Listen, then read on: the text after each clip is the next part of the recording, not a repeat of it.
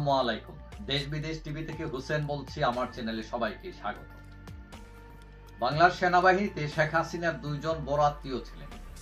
একজন হলো তারেক সিদ্দিকী, জেনারেল তারেক সিদ্দিকী, আর আরেকজন হচ্ছেন জেনারেল ওয়াকারুজ্জামান। এখন তারেক সিদ্দিকী তিনি পালিয়েছেন এবং তার হিসাব নিকাশ দেখা যাচ্ছে অনেক লম্বা, অনেক টাকা পয়সা, হ্যাঁ, সম্পদের মালিক তিনি। কিন্তু জেনারেল ওয়াকার, তার অনেক টাকা পয়সা, সম্পদ, এগুলোর কোনো খবর কোনো মিডিয়া কোথাও পাওয়া যায় না।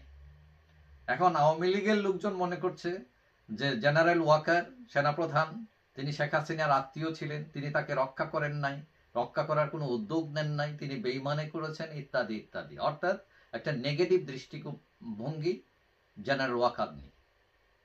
এখন প্রশ্ন উঠেছে যে জেনারেল ওয়াকার তাহলে কোন পক্ষে? তিনি যদি আওয়ামী লীগার না হন তাহলে তার কোন পক্ষে?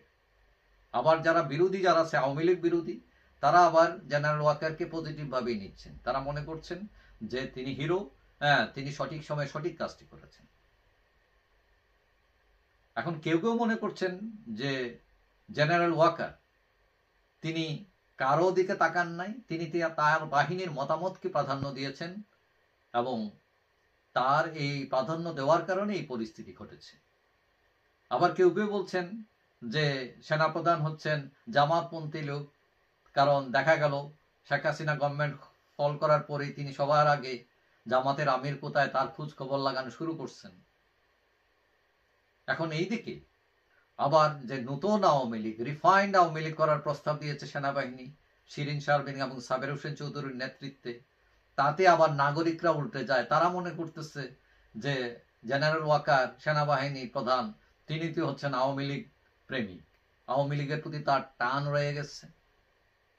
এবং হাসনাত আবদুল্লাহ, তাদের নেতা, তিনি সতর্ক করছেন যে আওয়ামী লীগ পুনর্বাসনের স্বপ্ন বাস্তবায়ন করতে দেওয়া হবে না এই মাটিতে। এখন এইদিকে আবার বৈষম্য বিরোধী যারা যারা নাগরিক পার্টি, তারা এটাও দাবি করছে যে আওয়ামী লীগের যে অনেক দুর্নীতিবাজ এমপি মন্ত্রী যারা ছিল, তারা বিমানবন্দর দিয়ে বুক ফুলিয়ে কিভাবে বিদেশ চলে গেল, এটা সহায়তা কারা করলো। তারা মনে করছে যে সেনাপ্রধানের অনুমতি ছাড়া নিশ্চয়ই এই কাজ হয় নাই এবং তিনি তাদেরকে সেফ স্পেস দিয়েছেন চলে যাওয়ার।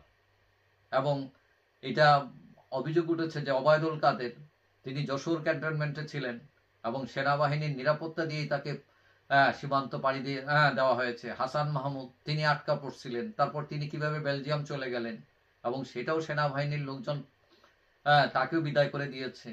কিন্তু আবার একই সাথে ধরা পড়ছিলেন পলক, বেচারা যাইতে পারে নাই, কারণ তার হয়তো অত বড় চ্যানেল ছিল না সেনাবাহিনী, তার টাকা পয়সা ছিল না। এইসব নিয়ে বিভিন্ন সমালোচনা চলছে। এখন বৈষম্যবিদরা এটা বলতে চাচ্ছে যে সেনাপ্রধান আওয়ামী লীগের প্রতি তার পক্ষপাতিত্ব আছে। আবার তারা এটাও বলছে যে এই বাংলার মাটিতে আর আওয়ামী লীগ আসতে পারবে না। এখন সেনাপ্রধান এক পক্ষ আওয়ামী লীগ বলতেছে তিনি আওয়ামী লীগ বিরোধী, আবার নাগরিকরা বলতেছে যে তার আওয়ামী লীগ প্রীতি রয়েছে। তাহলে তিনি কোন পক্ষে? ওই যে কবি নজরুলের একটা কবিতা আছে, নর ভাবে আমি নারী ঘেঁষা, নারী ভাবে নারী বিদ্বেষী। এই পক্ষ ভাবে তাদের, এরা ভাবে এদের। এখন সেনাপ্রধানের অবস্থা হয়েছে সেরকম, আওয়ামী লীগ দোষে, আওয়ামী লীগ বিরোধীরাও তাকে দোষী। আমি ব্যক্তিগতভাবে কয়েকজন, 2-4 জন সেনা উচ্চপদস্থ সেনা কর্মকর্তার সাথে আমার আলাপ হয়েছে। তাদের কথায় আমি যেটা বুঝলাম, তারা এই 2-4 জন যেটাই বললেন, আমার মনে হলো মানে তারা বলতে চেয়েছেন যে না, সেনাপ্রধান মানুষ ভালো। এখন একটি বাহিনীকে নেতৃত্ব দিতে গেলে শুধু নিজের ইচ্ছার প্রতিফলন করবেন বা করা হবে, মানে এটা আশা করা যায় না। একটি বাহিনীকে লিড দিতে হলে অনেক কিছু বিবেচনা করতে হয়, বিবেচনায় নিতে হয়, অনেক চাপ থাকে, আভ্যন্তরীণ চাপ, আন্তর্জাতিক চাপ। এখন কথা আছে যে বৃক্ষ তোমার নাম কি, ফলেই আমার পরিচয়। এখন সেনাপ্রধান, তাকে মূল্যায়ন করা হবে তার কাজ দিয়ে, ভবিষ্যৎ সেটা নির্ধারণ করবে যে তিনি কোন পক্ষের, কোন দলের। তবে আমরা আশা করি তিনি যাতে কোনো দলের না হন, তিনি যাতে বাংলাদেশের হন, বাংলাদেশের মানুষের হন, এবং এটাই যাতে তার আসল পরিচয় হয়। যাই হোক, সমালোচনা পর্যালোচনার সময় শেষ হয়ে যায়নি। ইতিহাস কাউকে ক্ষমা করে না। তিনি যদি ভালো কাজ করেন নিশ্চয়ই তিনি মহানায়ক হবেন, আর তার যদি গলত থাকে নিশ্চয়ই ইতিহাস তারও বিচার করবে। যাই হোক, সবাই ভালো থাকবেন। আশা করি দেখা হবে অন্য কোনো ভিডিওতে ইনশাআল্লাহ। আল্লাহ।